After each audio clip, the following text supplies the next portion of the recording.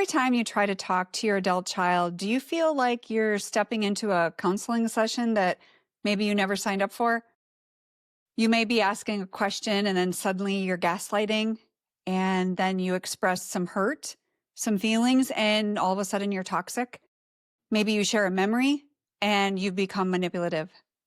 If therapy language has become this shield that your child is using to shut you down, you're not alone.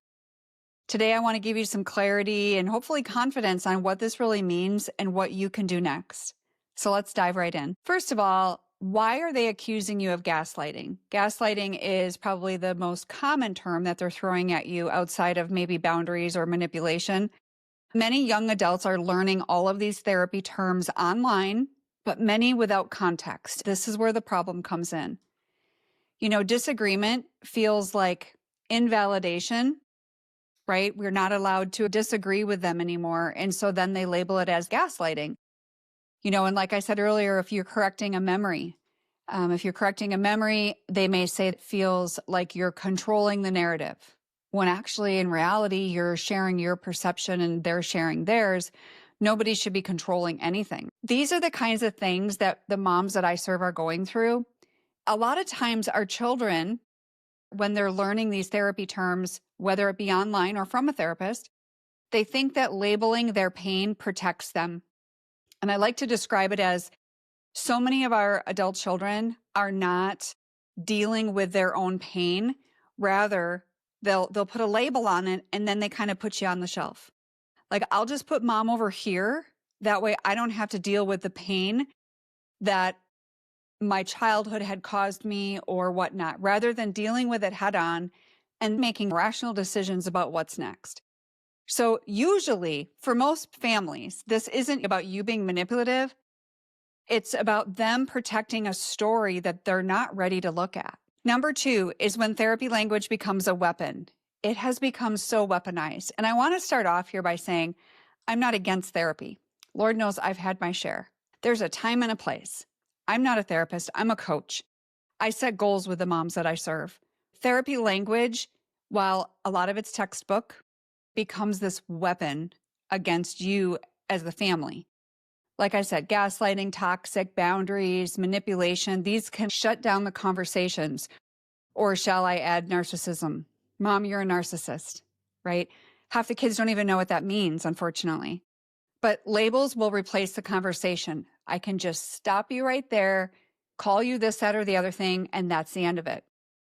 You're feeling guilty before you even get a chance to speak. Therefore, you're probably reacting rather than taking a deep breath, thinking before you respond, because you're on edge. It leaves you questioning your own goodness as a mom and your own intentions when these types of therapies come at you, especially from our children. These therapy tools, I'll call them, they should help people grow, not silence the ones who love them. That, overall, I just want to add this. If your son or daughter is in therapy or you are seeking one, the best advice I can give you is to vet them very well and make sure that this person that you're going to hire, that their goal is for reconciliation, whatever that ends up looking like. I'm very well aware that the therapist, just as me as a coach, I only have one-sided information. You have to be able to read between the lines on some of it, but you do have to go by what your client is telling you. The goal here is to bring the families together in one way or another, at least to have some hard conversations. If this is your daily reality and you're walking on emotional eggshells and you're afraid you'll say one wrong word, you don't have to do this alone. I would love to invite you to what I call a heart-to-heart consultation. This is for the mom who is ready to explore coaching. It's not just a conversation about your situation. It's a guided call where we're going to look to see what support could finally give you the peace, strength, and confidence you've been praying for.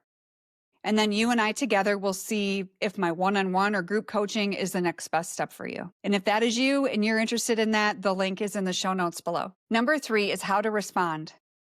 How do you respond without trying to prove that you're right? Isn't that the biggest dilemma here in conversation? We don't want to argue the label. It keeps the focus on who's wrong. So we want to respond with some specifics, like what actually felt hurtful? What did I do that hurt you? I want you to stay curious. Don't want you to get defensive. And if you have to walk away for a bit so that you don't get defensive, take that deep breath and maybe have the conversation later if possible. But I want you to model this emotional safety, even if they don't. You're mom here. And I want you to remember this. Curiosity about how your child is feeling will keep the connection open. If you get defensive, it's shutting it right down. And that's the last thing we want. Defensiveness will shut it down. And lastly, number 4 is when it's time to self-reflect. So when is it time to self-reflect for you and when is it not? You know, sometimes your sons and daughters' pain, it's real. And it does deserve attention. So I want you to ask yourself these questions. Are you pushing them when they've asked for space? Are you trying to fix them instead of just listening? Are you offering unsolicited advice? Are you making choices for them and just because it's something you would do? Don't make their choices about you. So if you hear some of these and you're like, yeah, that is kind of me, that's okay. All it does is simply show you where you can grow. Lord knows I had a whole list of things I needed to grow from, but the difference is doing the work. Now, if your accusations are super vague, the accusations that you're getting from them and it's super vague, you have really nothing to go on, or they're cruel, completely disrespectful, or they're rewriting history, or maybe they shut down every attempt at connection, none of that is healing behavior. You cannot rationalize with someone who does not want to be healed. Someone who's not even ready to attempt to do the work, they're not going to be able to have a conversation with you that is healing. And for some of you, that means it's just not the right time yet. And that's okay. You take this time and you continue to work on yourself as a mom, not just as a mom, but as a wife, as a friend, as yourself. Because a lot of moms that I serve, their self-worth is going down the tubes because they're only identifying and focusing on this problem with their adult child. And they look in the mirror and they don't even know who they are anymore. If that's you, I invite you to book that heart-to-heart consultation. I hope this video helped you. I'll see you in the next one. God bless.